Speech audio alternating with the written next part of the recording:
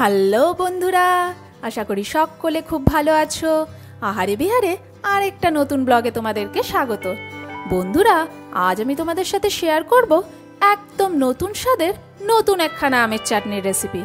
আর তা হলো ভাতের মাড় দিয়ে আমের চাটনি। যদি এর আগে কখনো এই রেসিপিটা না ট্রাই করে থাকো, তাহলে ভিডিওটা দেখার পর অবশ্যই একবার বাড়িতে ট্রাই করো আর আমায় কমেন্টে জানিও যে এই চাটনির স্বাদ অসাধারণ কিনা। আর সঙ্গে রইল একদম ঘরোয়াভাবে আম পোড়ার শরবত। আমি এখানে নিয়ে নিয়েছি দুখানা কাঁচা আম। আমগুলো কিন্তু এখানে আটিয়ালা আম। আমাদের আজকের দুখানা রেসিপির জন্যই কিন্তু আটিয়ালা আমেরই প্রয়োজন। এর মধ্যে একখানা আম আমি দিয়ে দেব ভাতের মধ্যে। এখানে আমাদের ভাতের হাঁড়িতে জল গরম হয়ে গেছে, চালও ফেলে দেওয়া হয়ে গেছে। তার মধ্যে দিয়ে দিলাম আমটাকে দিয়ে ভালো করে একবার নাড়াচাড়া করে জাস্ট এরপর আমি ভাতটাকে হতে দেব।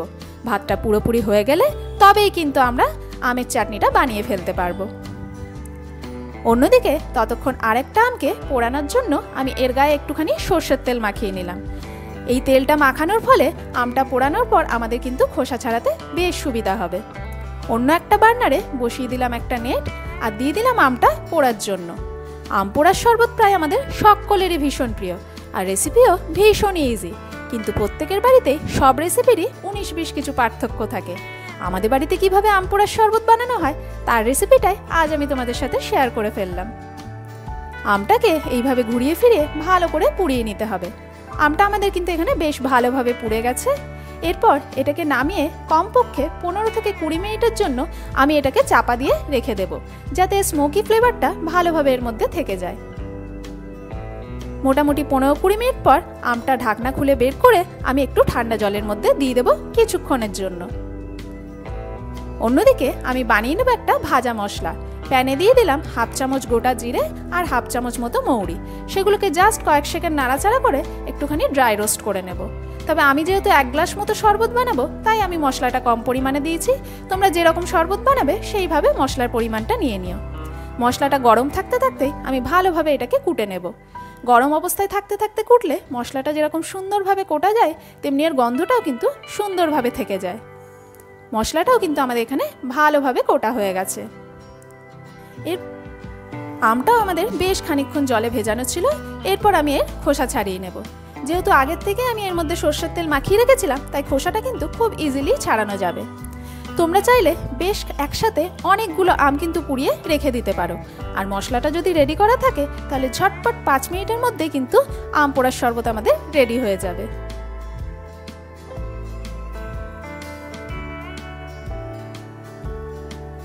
খোসাটা ভালোভাবে ছাড়িয়ে নেওয়ার পর এটাকে একটু জলে আমি ভালো করে ধুয়ে নেব।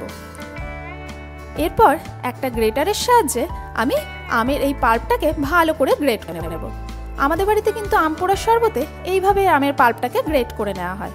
তবে তোমরা যদি আম পান্নার শরবত বানাতে চাও, সেক্ষেত্রে এই পাল্পটাকে একটু মিক্সিতে ঘুরিয়ে নিও এবং শরবত বানানোর সময় যেটুকু পরিমাণ পাল্পের দরকার ততটুকু নিয়ে তারপরে তোমরা জল এবং সমস্ত মশলা অ্যাড করো। আমের পাল্প কিন্তু এখানে আমাদের সুন্দরভাবে গ্রেট করা হয়ে গেছে। এরপর আমি এইটাকে একটু হাতের সাহায্যে ভালো করে মেখে নেব। আম পোড়ার শরবতে আমটা মুখে পড়লে তবেই কিন্তু খেতে ভালো লাগে, সেজন্য আমি কিন্তু এটা মিক্সিতে ব্লেন্ড করিনি। এরপর আমি এর মধ্যে একে একে অ্যাড করে দেব বেশ খানিকটা ঠান্ডা জল।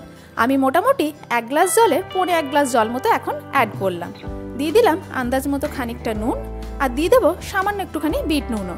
দিয়ে দিলাম একটুখানি গোলমরিচের গুঁড়ো, আর যে ভাজা মশলাটা বানিয়ে রেখেছিলাম সেটাও দিয়ে দিলাম। আর দিয়ে দিচ্ছি বেশ খানিকটা পুদিনা পাতা। পুদিনা পাতার ফ্লেভার কিন্তু আম পোড়ার শরবতে ভীষণই ভালো যায়। আর আম পোড়ার শরবত যেরকম শরীরকে ঠান্ডা করে, ঠিক একইভাবে পুদিনাও কিন্তু আমাদের শরীরকে ঠান্ডা করতে ভীষণই হেল্প করে। তাই এই ফ্লেভারটা কিন্তু আম পোড়ার শরবতে মাস্ট। সমস্ত কিছু দেওয়ার পর আমি এটাকে ভালোভাবে মিক্স করে নেব। তোমরা চাইলে চামচের সাহায্যেও কিন্তু এটা ভালো করে মিক্স করে নিতে পারো।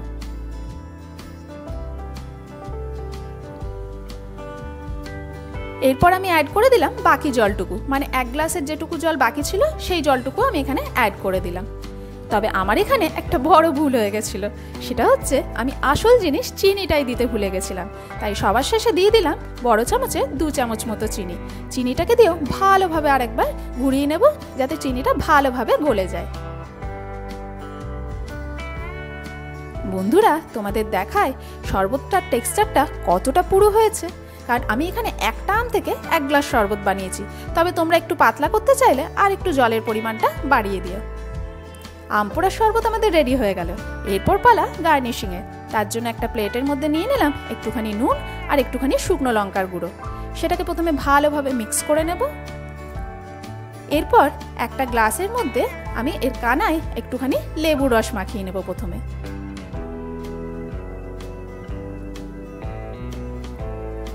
লেবুর রসটা ভালোভাবে মাখিয়ে নিয়ে এরপর ওই মশলার মধ্যে গ্লাসটা আমি ভালো করে কোট করে নেব। এইভাবে কোট করার ফলে গ্লাসটা শুধু দেখতেই সুন্দর লাগে না, আম পোড়ার শরবতের প্রত্যেকটা সিপ যখন মুখে যাবে এই মশলার সাথে খেতে কিন্তু দুর্দান্ত লাগে। গ্লাসটা আমাদের এখানে সুন্দরভাবে কোটিং হয়ে গেছে, দেখতেও ভীষণই সুন্দর লাগছে। দিয়ে দিলাম বেশ কয়েকটা আইস কিউব আর দিয়ে দিলাম শরবতটা কিন্তু এখানে বেশ পুরো হয়েছে। শরবতটা দেওয়ার পর আর একবার ভালো করে মিক্স করে দিলে আমাদের একদম ঘরোয়া উপায়ে দুর্দান্ত স্বাদের আম পোড়ার শরবত কিন্তু রেডি হয়ে গেল। এই আমটা যখন মুখে পড়বে তখন কিন্তু খেতে অসাধারণ লাগে। ইনস্ট্যান্ট আম পোড়ার শরবত ঝটপট কিন্তু বাড়িতেই বানিয়ে ফেলা যায় যদি আমটা আগের থেকে পোড়ানো থাকে। এরপর পালা আমাদের সেই ইউনিক চাটনিটা বানিয়ে ফেলার। তার জন্য আমি এখানে নিয়ে নিয়েছি বেশ খানিকটা ভাতের মাড়। আমি ভাতের শেষ মাড়টা মানে ভাতের ফ্যানটা প্রথমে ঝরানোর পর সবার শেষে যে ফ্যানটা থাকে সেই পুরো মাড়টাই আমি এখানে নিয়ে নিয়েছি। আর ভাতের মধ্যে আমটাও কিন্তু আমাদের ভালোভাবে সিদ্ধ হয়ে গেছে। আমের জাস্ট মাথাটা ছাড়িয়ে আমি এরপর মাড়ের মধ্যে এই আমটাকে ভালোভাবে চটকে সমস্ত পাল্প কিন্তু বের করে নেব। ভাতের ফ্যান কিন্তু ভীষণই সুস্বাদু আর শরীরের জন্য কিন্তু ভীষণই উপকারী।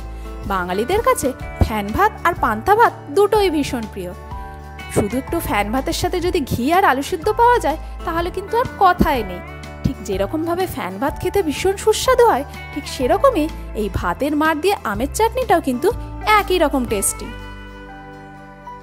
আমটাকে এইভাবে ভালো করে চটকে আমি কিন্তু আমের খোসা আর আমের আঁটি থেকে সমস্ত পাল্প বের করে নেব আর সেগুলোকে ভালো করে আলাদাও করে দেব।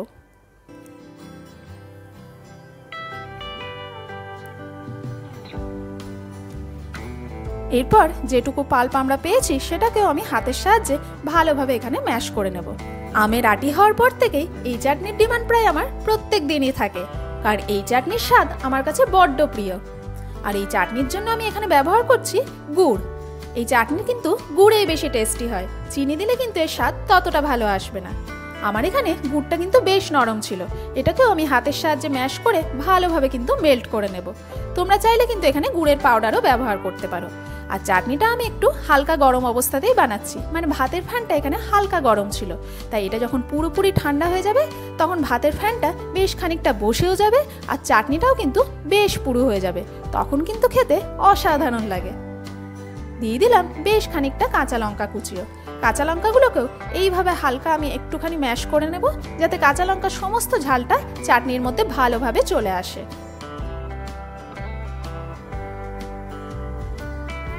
আর দিয়ে দিলাম আন্দাজ মতো নুন আর সবার শেষে দিয়ে দেবো 1 চামচ মতো কাঁচা সর্ষের তেল।